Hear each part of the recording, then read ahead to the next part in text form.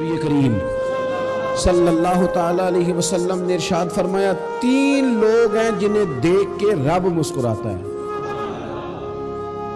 یا رسول اللہ صلی اللہ علیہ وسلم وہ کون کون سے؟ تو محبوب فرمانے لگے ایک وہ بندہ ساری مخلوق سوئی ہے، آدھی رات ہے، رات کا پچھلا پہر ہے، اس نے اٹھ کے وضو کر لیا، مصلی پہ کھڑا ہو گیا، خدا کی یاد میں فرمایا اسے دیکھ کے رب مسکراتا ہے جو اس کی شان کے لائق ہے۔ مسکراتا ہے اللہ، یہ تو سونے کا ٹائم تھا، یہ تو گہری نیند آنے کا وقت تھا، رات کا پچھلا پہر، رات پوے تے بے درداں نو نیند پیاری آوے، درد منداں نو یاد سجن دی ستیاں وی آن جگاوے، اور ساون کی کالی راتوں میں جب بوندا باندی ہوتی ہے وہ راتوں کو اٹھ اٹھ روتے ہیں جب خلقت ساری سوتی ہے، اللہ مسکراتا ہے۔ سننا میرے بھائی، میرے نبی پاک صلی اللہ تعالی علیہ وسلم فرماتے ہیں جب مسلمان نماز کے لیے صفیں بناتے ہیں نا، ترتیب لگ رہی ہوتی ہے، اب اللہ کی بارگاہ میں کھڑے ہوں گے، قیام کریں گے، رکوع کریں گے، سجود کریں گے، فرمایا جب مومن صفیں بناتے ہیں تو رب دیکھ کے مسکراتا ہے،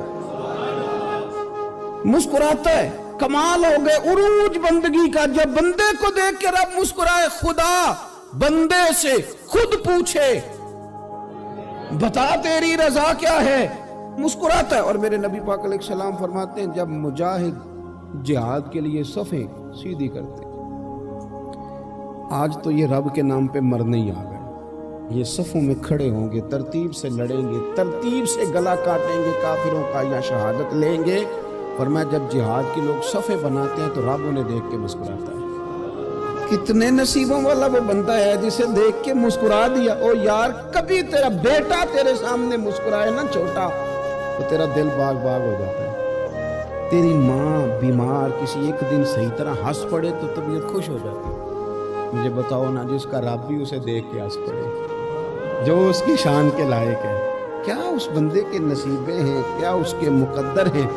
آپ اس مقام پر اپنے آپ کو لائیں۔ اب دیکھیں نا یہ حدیث آپ نے سن لی، اب ہم نے نا اس طرح صفحے نہیں بنانے جس طرح ساری دنیا، اب ذرا صفحے بھی شوق سے بنائیں، اب ذرا تھوڑا سا شوق پیدا کریں گے، بھئی یہ تو میں وہ کام کرنے لگا ہوں جسے دیکھ کے رب مسکراتا ہے۔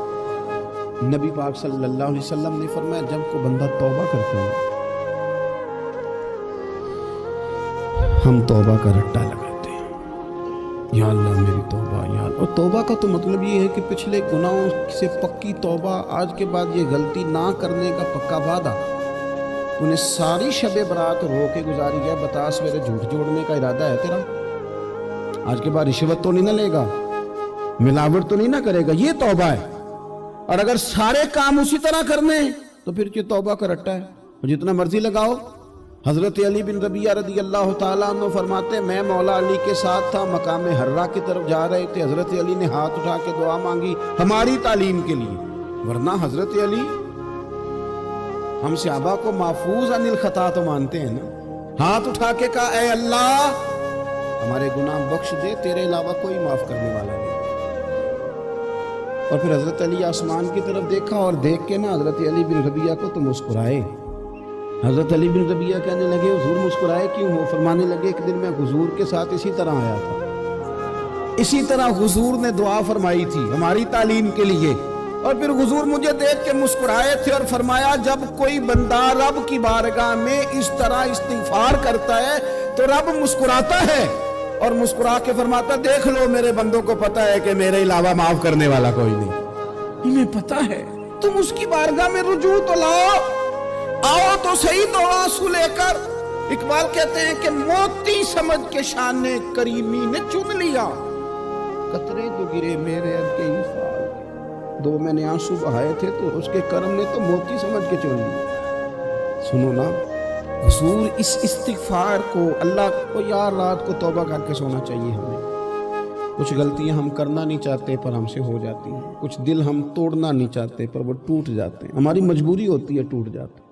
رات کو اس کی بارگاہ میں ہاتھ باندھ کے کشکول طلب دراز کر کے خوب استغفار پڑھنا چاہیے کہ مالک بندے ہیں نا کیا کریں، نفس کا ساتھ ہے، دنیا کا ساتھ ہے، خواہشات نفسانیہ، مالک معاف کر دے۔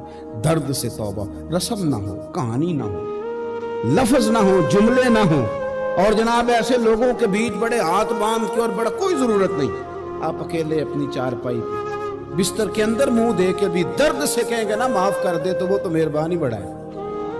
میرے نبی پاک صلی اللہ علیہ وسلم مثال دیتے ہیں، فرمایا ایک آدمی صحرا میں جا رہا، صحابہ سے حضور خطاب کر رہے ہیں، فرمایا ایک آدمی صحرا میں جا رہا تھا، اس نے اپنی اونٹنی پہ کھانا پانی پیسے ہر چیز رکھی ہوئی تھی، صحرا تھا بہت بڑا، درمیان صحرا کے گیا تو تھوڑا سا سستانے کے لیے آرام کرنے کے لیے اونٹنی سے نیچے اترا، اب اس نے اونٹنی کی لگام اونٹنی کی نکیل اپنے سرہانے کے نیچے رکھی، ہاتھ کے ساتھ پکڑی اور سو گیا۔ تھوڑی ہی دیر کے بعد جب اس کی آنکھ کھلی تو دیکھا اونٹنی غائب ہے۔ صحرا میں وہ پیدل نہ آگے جا سکتا ہے نہ پیچھے جا سکتا ہے، نہ دائیں نہ بائیں، کھانے کو روٹی نہیں، پینے کو پانی کا قطرہ نہیں، تھوڑا ادھر بھاگا ادھر بھاگا، تھک گیا۔ کریم محبوب فرماتے ہیں وہ پوری طرح نڈھال ہو گیا اور مایوس ہو گیا، معاذ اللہ، مایوس ہو کے دوبارہ اسی جگہ آ کے لیٹ گیا جہاں پہلے لیٹا تھا، انتظار کرنے لگا کہ اب موت ہی آئے گی، آخری وقت ہے، نہ میں پیدل یہ صحرا کراس کر سکتا ہوں، نہ پیچھے جا سکتا ہوں، نہ کھانا ہے نہ پانی ہے، سوائے موت کے کوئی سہارا نہیں۔ حضور فرماتے ہیں وہ رستے میں دوبارہ لیٹ گیا، اچانک اس نے رخ بدلا تو اونٹنی سامنے کھڑی تھی۔ حضور نے صحابہ سے پوچھا بتاؤ نا اسے بھلا کتنی کو خوشی ہوگی؟ یا رسول اللہ جسے نئی زندگی مل گئی ہے۔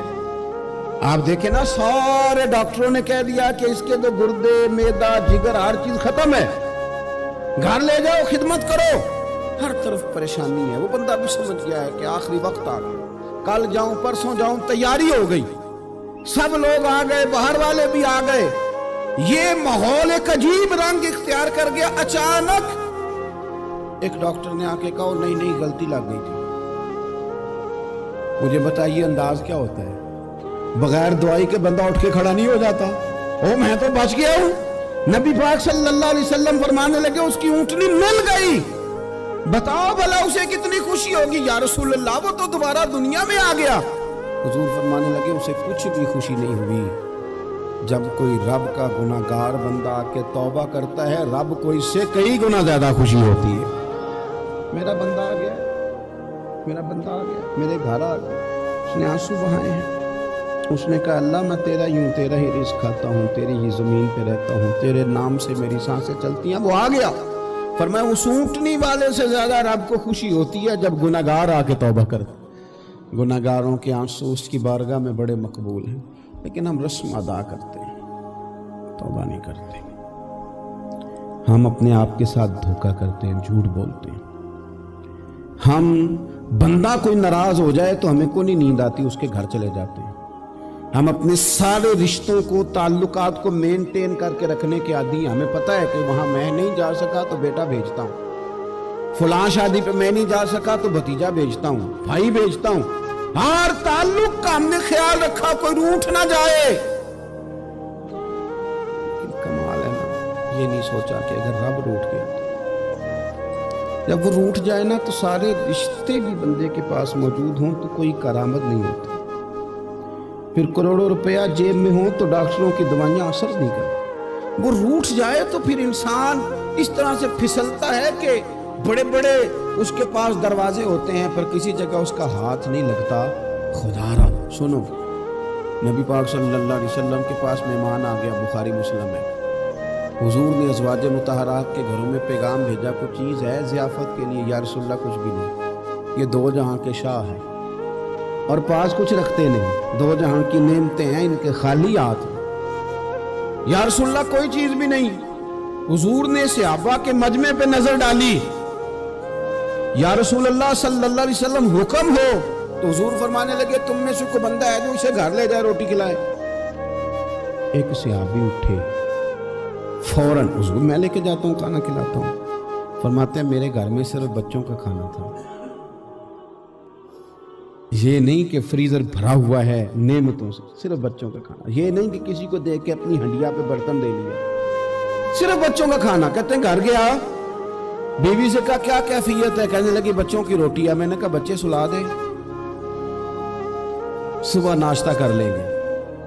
تو کہنے لگی آپ کیا کھائیں گے؟ تو میں نے کہا نہ میں کھاؤں گا نہ تو کھائے گی، مہمان جو نبی پاک کا ہے۔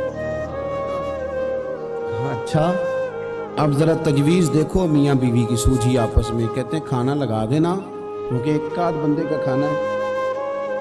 अपनी गुर्बतों का हर जगह इजहार करना, रोना रोना, ये देखो गुर्बत कैसे छुपाई जा रही है। उसको कहा नहीं कि चल तू थोड़ा रहम खा, तू आया है तू थोड़ा रहम खा, ये नहीं कहा उठ के ना तू खाना रखना और उठ के ना चिराग ठीक करने के बहाने बुझा देना। हम दुनिया वालों के सामने क्यों अपने दुख बयान करें, हम जो कहेंगे रब रसूल की बारगाह में कहेंगे। तू ना चिराग ठीक करने के बहाने, अहलिया उठी खाना देने के बाद चिराग ठीक करने के बहाने बुझा दिया। खामद भी हाथ चलाते रहे, बीवी कभी बर्तन रखती कभी उठाती, पता चले कि खाना खा रहे, खाना खाया जा रहा। कहते मेहमान पेट भर के खाना खा गया। ये काम हुआ रात के अंधेरे में, उस वक्त हुआ जब चिराग भी बंद था, उस वक्त हुआ जब कोई देखने वाला नहीं था, किसी पड़ोसी को भी खबर नहीं थी।